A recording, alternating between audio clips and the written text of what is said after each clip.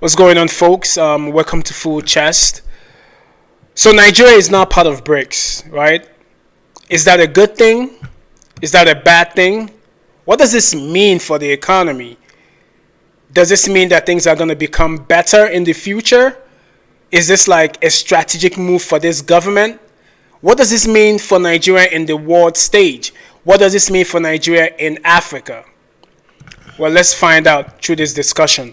But before I proceed, if you like what you're hearing so far, I will really appreciate you to comment, like, subscribe to the channel, send this to your brother, your sister, your cousin, your mother, your father, whoever. Let them subscribe. Let's get the subs up on this. Let's get some engagement on the channel, folks, so I can continue to bring to you informative things going on around the world, in Africa, in Nigeria, which is where I'm from. Let's do this. So back to what I was saying. So BRICS. So for those who don't know what BRICS is an intergovernmental organization. So that comprises of a couple countries. You have Brazil, you have Russia, you have India, you have China, and you have South Africa. These are the founding members of BRIC, right? So, and the BRIC is derived from, of course, the first name of the countries who are the founding members. Now, in 2025, there are countries who are joining BRICS, but they are partner countries. Now, specifically when it comes to Africa, in 2025, African countries who are official partner countries within this intergovernmental organization are South Africa, of course, who is a founding member. You have Egypt, you have Ethiopia, and you have Nigeria. Now, there are other African countries who are preparing to join. You have Algeria, you have Uganda as well. So these are the other two countries who are going to be joining this organization in the near future. Now, like I mentioned, there has been an expansion that's happening. But before the 2025 expansion, in 2024, there were countries who joined as well.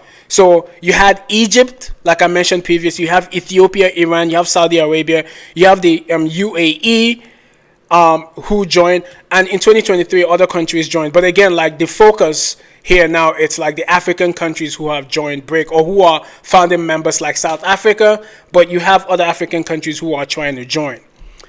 Now, like I mentioned, there are founding members and there are partner countries, which are the countries who are currently joining.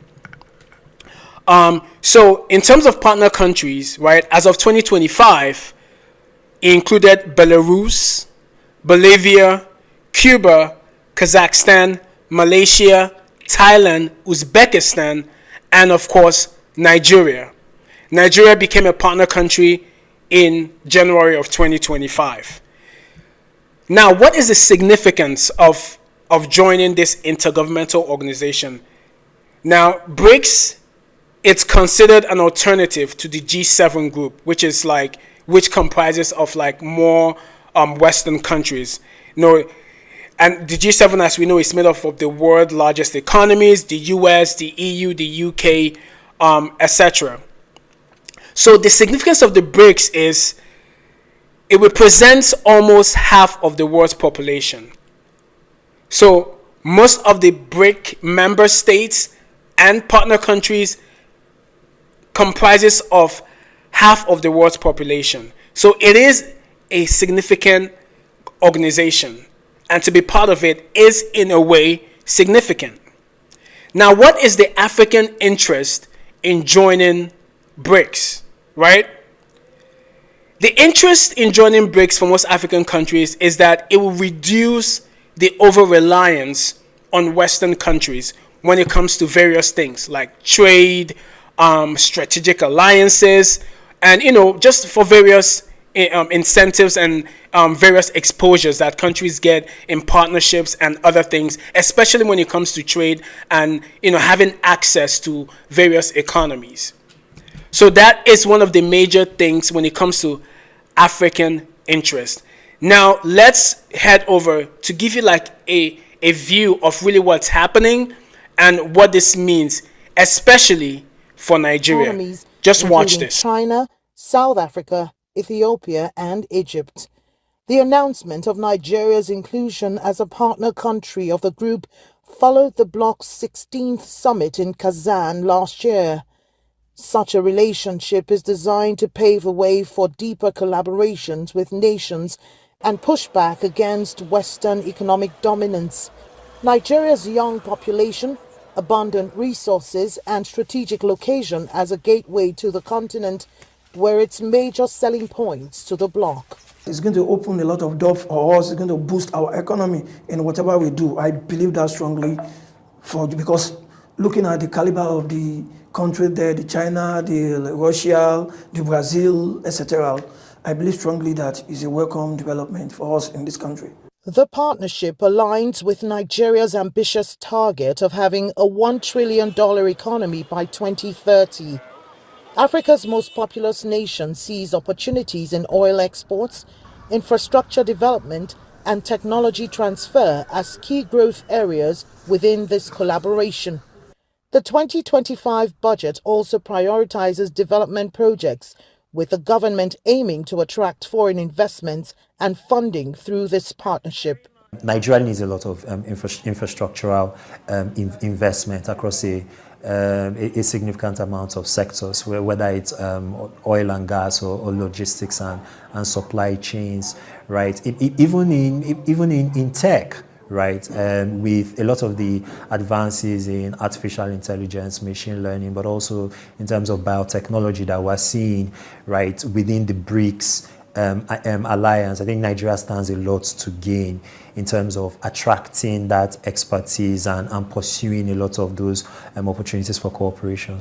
Experts say the partnership reflects Nigeria's desire to expand its global influence and diversify economic partnerships in a multipolar world.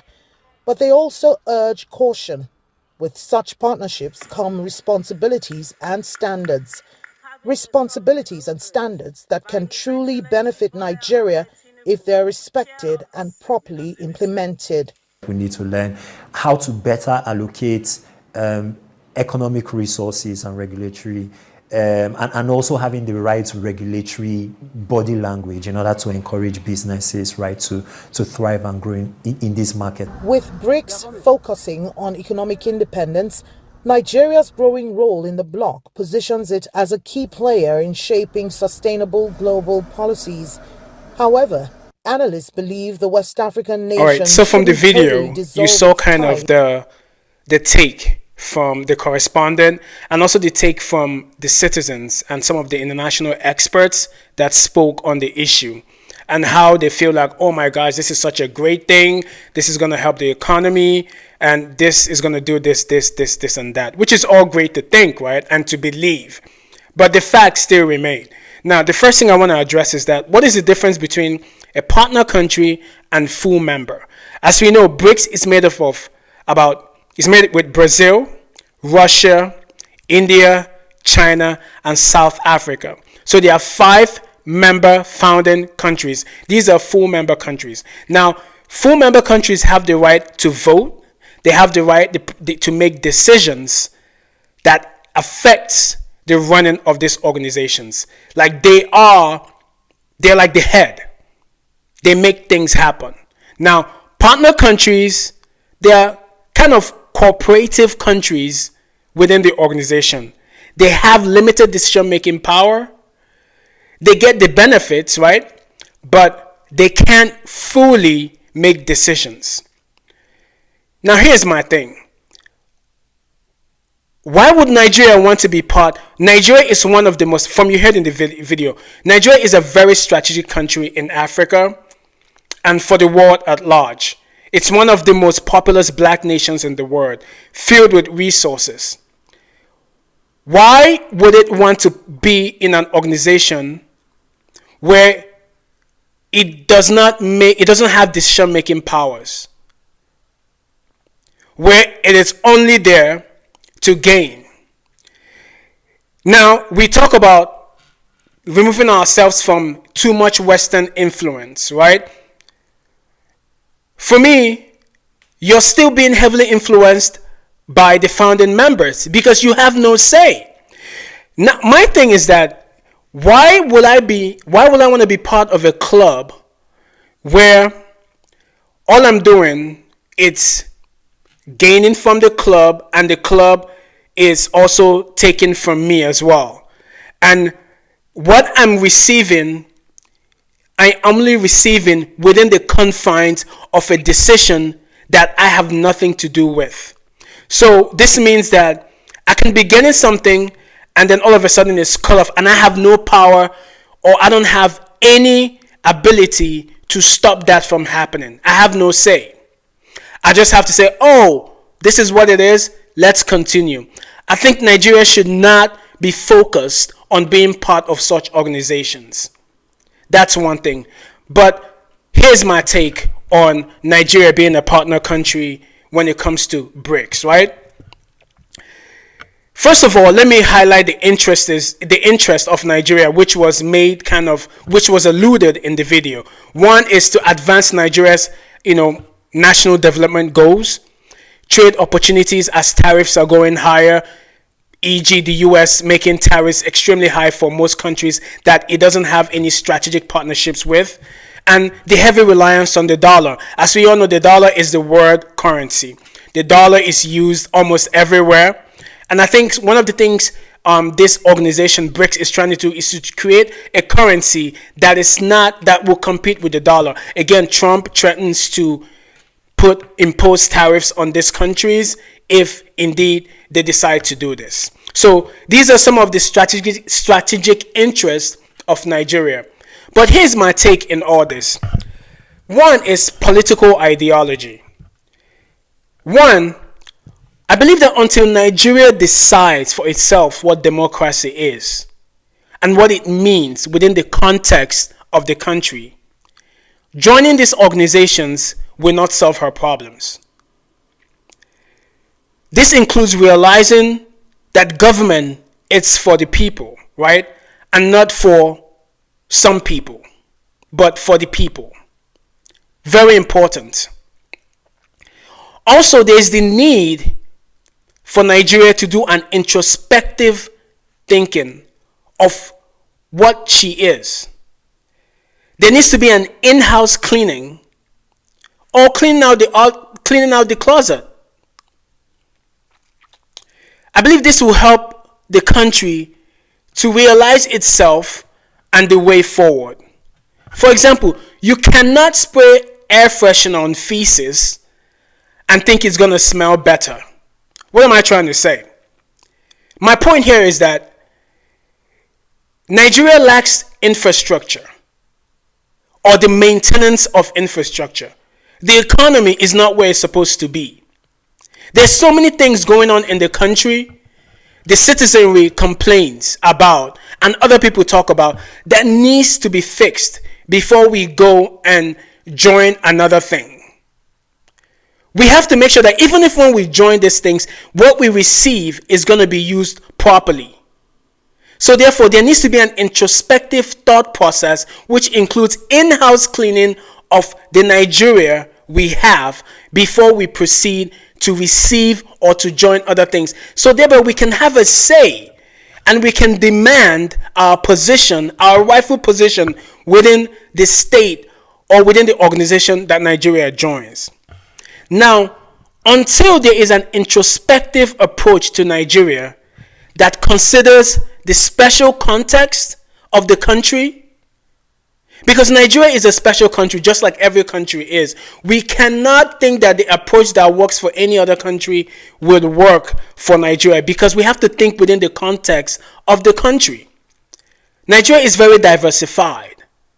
And therefore, any approach has to be an introspective approach that takes into consideration the context of the country, the special context of the nation.